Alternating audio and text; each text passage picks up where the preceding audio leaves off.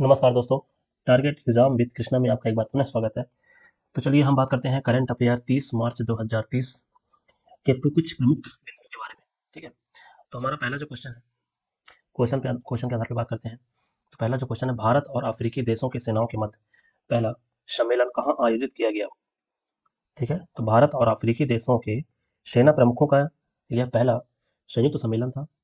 और यह कब आयोजित किया गया? तो यह 28 मार्च 2023 को आयोजित किया गया था। ठीक है, और कहाँ आयोजित किया गया? तो ध्यान रखिएगा, पुणे में इसका आयोजन हुआ था। इसकी इस सम्मेलन में जो मुख्य अतिथि थे, मुख्य अतिथि कौन थे? श्री राजनाथ सिंह जी थे। श्री श्री राजनाथ सिंह। और राजनाथ सिंह जी क्या है? तो आपको पता होना चाहिए कि रक्षा मंत्री है श्री राजनाथ सिंह। और इसमें जो सेना प्रमुख थे, सेना प्रमुख कौन शामिल हुए थे? तो सेना प्रमुख कौन है? जनरल मनोज पांडे। ठीक है, यदि हम बात करें सेना प्रमुख की, तो सेना प्रमुख कौन है? जनरल मनोज पांडे जी। ठीक है, चलिए, अब इसका जो इस सम्मेलन का उद्देश्य क्या था? इसका उद्देश्य क्या था? तो क्षेत्रीय सहयोग तंत्र के हिस्से के रूप में भारत और अफ्रीकी देशों की सेनाओं के बीच में तालमेल को मजबूत करना और उसे सुधारना। ठीक है, अब बात करते हैं एयू। एयू क्या कहलाता है? एयू कहलाता है अफ्रीकन यूनियन, और या कह सकते हैं अफ्रीकी संघ। ठीक है, इसमें कितने सदस्य देश शामिल हैं? तो ध्यान रखिएगा, इसमें 55 सदस्य, ठीक है, जो देश के रूप में है, 55 सदस्य देश शामिल हैं। और यदि हम इसकी बात करते हैं कि अफ्रीकन यूनियन की स्थापना कब हुई थी, ठीक है, तो यह बात भी ध्यान रखिएगा, इसकी जो स्थापना है वह 1963 में की गई थी, 1963। ठीक है, और इस संगठन का उद्देश्य क्या था? अफ्रीकी राज्यों के बीच में सहयोगों को बढ़ावा देना। इस संगठन का, जो अफ्रीकन यूनियन संगठन है, इसका उद्देश्य क्या था? अफ्रीकी राज्यों के बीच सहयोग को बढ़ावा देना इसका प्रमुख उद्देश्य था। चलिए, अब बात करते हैं अपेंडिक्स एक्सरसाइज, ठीक है, 2023। अब बताइए, एक्सरसाइज काफी काफी इंपॉर्टेंट है और ये कई बार प्रतियोगी परीक्षाओं में पूछा जा चुका है। अपेंडिक्स एक्सरसाइज, ठीक है, तो भारत और अफ्रीका के बीच में यह प्रशिक्षण अभ्यास है, किसके संबंध में है? तो बस इतना याद रखना है कि भारत और अफ्रीका के मध्य में यह प्रशिक्षण अभ्यास है, अपेंडिक्स 2023। ठीक है, तो इसका पहला अभ्यास मार्च 2019 में पुणे में हुआ था, और वर्तमान में अभी 2023 में यह पुणे महाराष्ट्र में आयोजित किया गया था। ठीक है, यदि हम बात करेंगे 2023 की, तो 21 से लेकर 28 मार्च 2023 को यह पुणे में संपन्न किया गया। ठीक है, चलिए अब बात करते हैं आगे नेक्स्ट क्वेश्चन की तरफ। तो हमारा जो नेक्स्ट क्वेश्चन है, तो ध्यान रखिएगा, दूसरा क्वेश्चन है, तंजानिया ने किस प्रकार के प्रकोप की घोषणा की? कौन सी बीमारी पुनः आ गई है दोस्तों? कोरोना को छोड़कर, ठीक है, कोरोना अभी गया नहीं, और दूसरी प्रकोप का निर्देशन हो गया। ठीक है, तो इसका नाम है, तंजानिया ने किस प्रकार के प्रकोप की घोषणा की है? इसका नाम है मारबर्ग वायरस। ठीक है, ध्यान रखिएगा, ये भी क्योंकि इन्वायरमेंट से संबंधित इशूज है, मारबर्ग वायरस। ठीक है, तो मार्बर्ग वायरस नामक बीमारी के प्रकोप की घोषणा की है तंजानिया ने।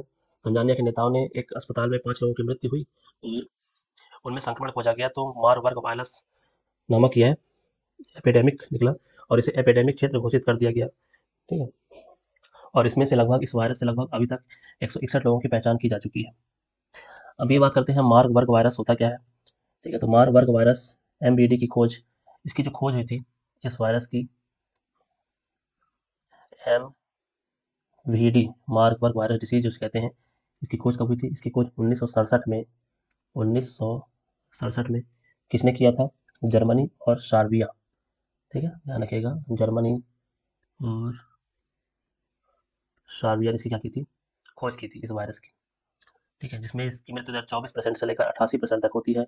और इसका जो प्रमुख लक्षण है इस वायरस का, यदि हम इसकी लक्षण की बात करें, तो लक्षण क्या है इसमें? हेमोरेजिक बुखार। ठीक है, तो घबराना नहीं है आपको कि यदि आपको बुखार है तो यह वायरस हो सकता है। ठीक है, यह वायरस टेस्ट करने के बाद ही पता चलता है। कुछ और इसमें प्रमुख बातें हैं, यह वायरस आमतौर पर रक्तस्रावी बुखार का कारण बनता है। ठीक है, यह इबोला वायरस के समान वायरस परिवार का हिस्सा है। फलदार चमगादड़ वायरस के वाहक होते हैं, जो फिर विषाणु से लोगों के शरीर में प्रवेश करते हैं। ठीक है, तो ये इसका प्रमुख फैक्ट था, किस प्रकार से वायरस शरीर में प्रवेश करते हैं। चलिए अब बात करते हैं हम नेक्स्ट क्वेश्चन की तरफ। बंगबंधु को फोसवाल ने साहित्यिक पुरस्कार से सम्मानित किया गया। ठीक है, अब यहाँ पे क्वेश्चन ये है कि बंगबंधु किसे कहा जाता है। ठीक है, तो ध्यान रखिएगा, बंगबंधु ये इतिहास का भी क्वेश्चन है। बंगबंधु किसे कहा जाता है? शेख मुजीबुर रहमान। ठीक है, बंगबंधु किसे कहा जाता है? शेख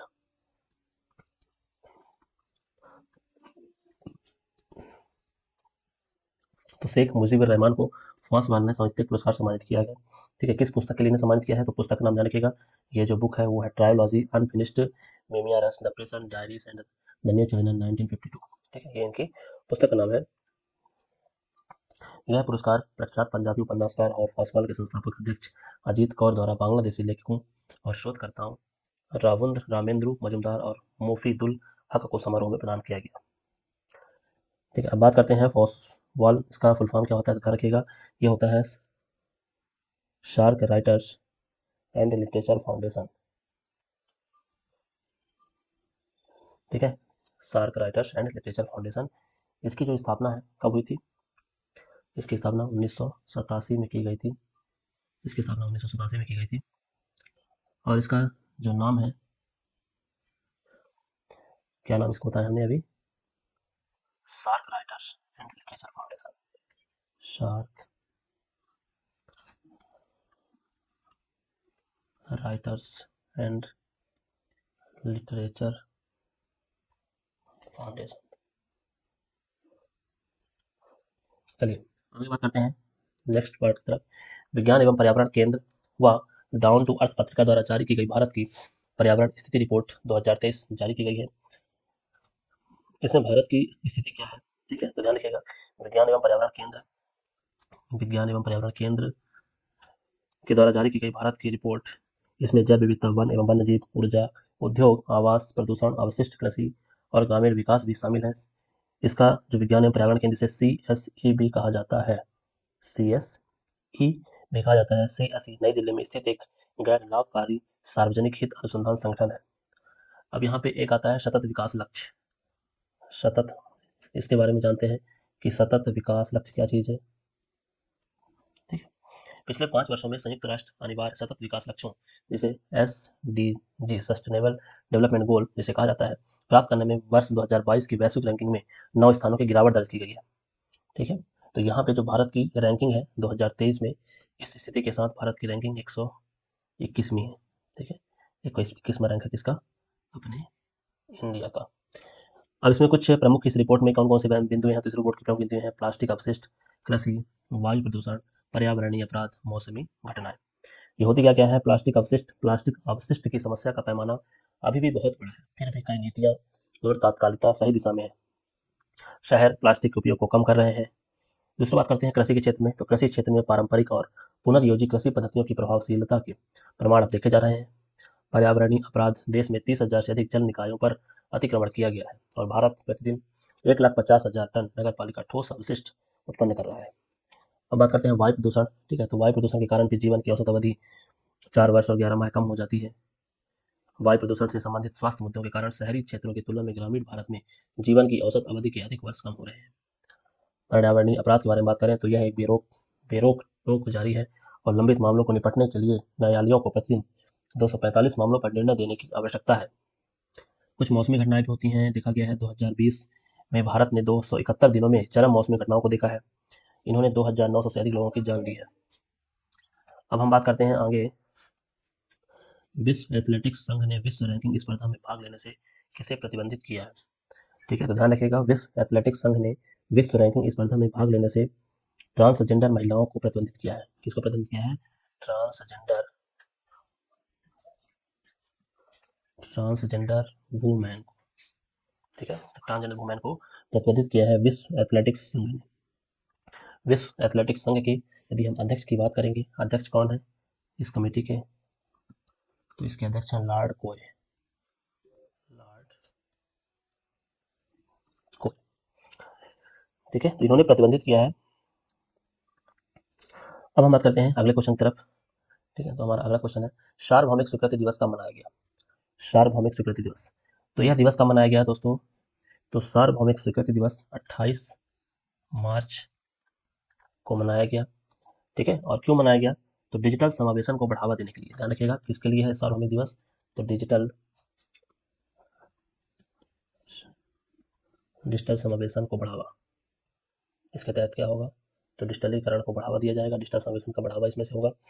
ठीक है, विश्व स्तर पर डिजिटल समावेशन को बढ़ावा देने के लिए 28 मार्च को सार्वभौमिक स्वीकृति दिवस मनाया जा रहा है। इसका उद्देश्य समावेशी और बहुभाषी इंटरनेट के लिए प्रयास करना है। चलिए आगे बात करते हैं।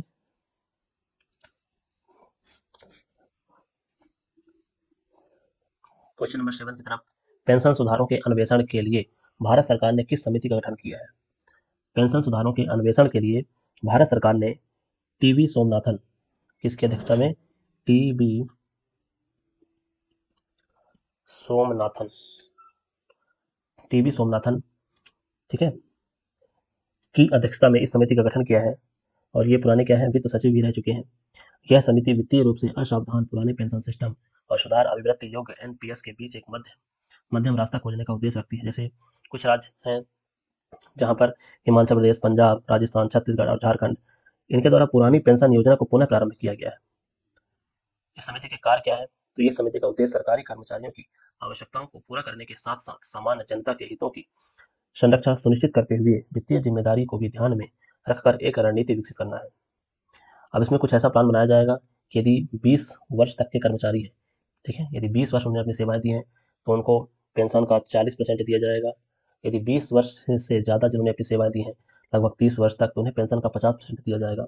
अभी जो प्रावधान है वो है आपके अंतिम वेतन का 50%, ठीक है। अभी जो पुरानी पेंशन लागू है तो अंतिम वेतन का 50% दिया जाता है सरकारी कर्मचारियों को, परंतु ये सभी के लिए लागू नहीं होता है। ठीक है, तो ये एनपीएस क्या है, एनपीएस भी आप ध्यान रखिएगा, कभी कभी एनपीएस भी पूछ देता है। चलिए, तो ये एनपीएस क्या है, नेशनल पेंशन सिस्टम, ठीक है, नेशनल पेंशन सिस्टम। और ये किसके द्वारा स्थापित है, एनपीएस का जो फुल फॉर्म होता है नेशनल पेंशन सिस्टम। और ये जो स्थापित किसके द्वारा है, पीएफआरडी, पीएफआरडी, ठीक है, पेंशन फंड नियामक और विकास प्राधिकरण, पेंशन फंड नियामक विकास प्राधिकरण। चलिए, तो ये हमारा था क्वेश्चन नंबर 7। अब हम बात करते हैं अगले क्वेश्चन की ओर। ठीक है, स्वास्थ्य का अधिकार विधेयक लाने वाला भारत का पहला राज्य कौन सा है।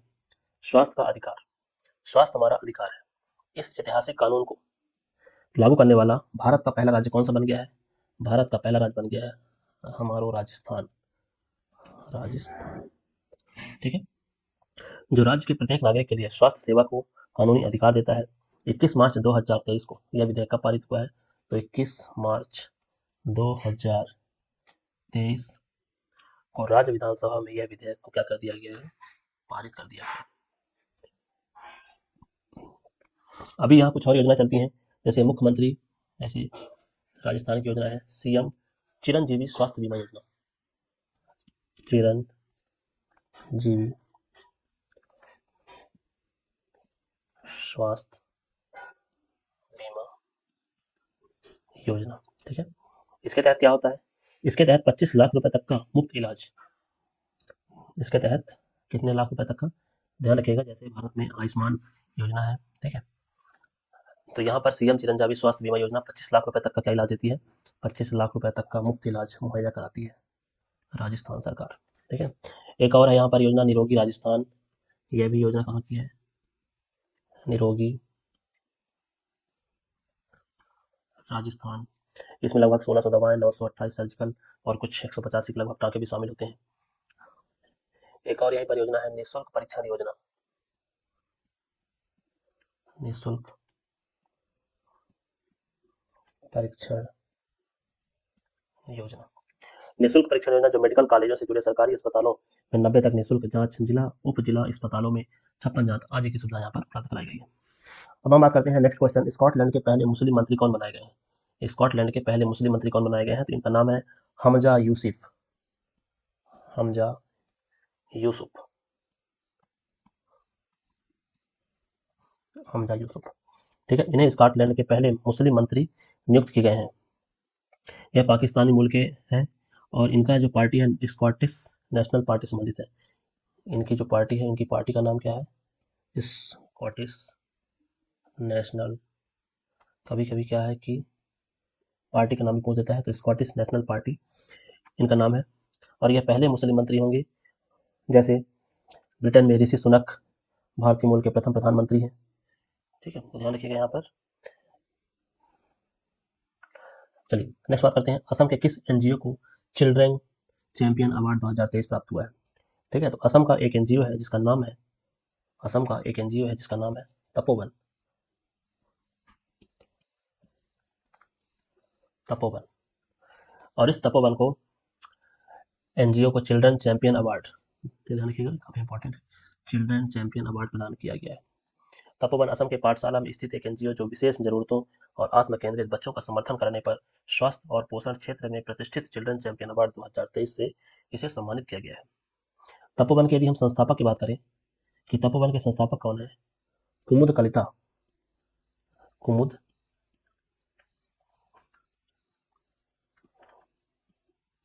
कुमुद कलिता। और यह इन्हें कहाँ दिया गया है? नई दिल्ली में उड़ीसा उच्च न्यायालय के मुख्य न्यायाधीश न्यायमूर्ति एस मुरलीधर द्वारा यह अवार्ड प्रदान किया गया है। ठीक है, तो यह अवार्ड इन्हें कहाँ दिया गया है? यह जो अवार्ड दिया गया है न्यू दिल्ली में दिया गया है। किसके द्वारा दिया गया है? तो उड़ीसा के हाई कोर्ट। ठीक है, किसके द्वारा दिया गया है? तो उड़ीसा हाई कोर्ट के सीजेआई, उनका नाम क्या है? उड़ीसा हाई कोर्ट के सीजे एस मुरलीधर, एस मुरलीधर जी द्वारा यह अवार्ड प्रदान किया गया है। इसमें 75,000 रुपये का नगद पुरस्कार और एक पट्टिका प्रदान किया जाता है। हम बात करते हैं चिल्ड्रन चैंपियन अवार्ड के बारे में। ठीक है, तो चिल्ड्रन चैंपियन अवार्ड के बारे में बात करते हैं। तो 2022 में दिल्ली बाल अधिकार संरक्षण आयोग ने बच्चों की शिक्षा, स्वास्थ्य, पोषण, न्याय, खेल, इन सभी में महत्वपूर्ण योगदान देने वाले लोगों और संगठनों को यह अवार्ड प्रदान किया जाता है। ठीक है, इसकी स्थापना कब हुई थी? यह अवार्ड कब से दिया गया है? जो तपोवन है, तपोवन एनजीओ की संस्था, ठीक है, जो ये एनजीओ है तपोवन, इसकी स्थापना कब हुई थी? 2005 में हुई थी। ठीक है, तपोवन लाए गए बच्चों की शिक्षा के अलावा दैनिक जीवन, कौशल संचार के तरीके और संगीत भी सिखाया जाता है। तो बहुत ही अच्छा कार्य कर रहे हैं दोस्तों। इसी प्रकार हमें भी अपने छोटों और अपने सहकर्मियों का सहयोग करना चाहिए, ताकि विकास सभी का अधिकार है और विकास सभी का संभव है, बशर्ते उसको उस डायरेक्शन में सही व्यक्ति मिलना चाहिए। तो ये हमारा छोटा सा चैनल है, इसे आप सब्सक्राइब कर लीजिए, ताकि हमारे वीडियो आपको प्राप्त हो सके और की पॉइंट के द्वारा हम जो आपको ज्ञान प्रदान करते हैं वह काफ़ी इंपॉर्टेंट है। और यदि आप प्रतियोगी परीक्षा की तैयारी कर रहे हैं तो यह तो आपके लिए बहुत ही महत्वपूर्ण है। चलिए, तो धन्यवाद दोस्तों, हम मिलेंगे अपने फिर नेक्स्ट वीडियो में।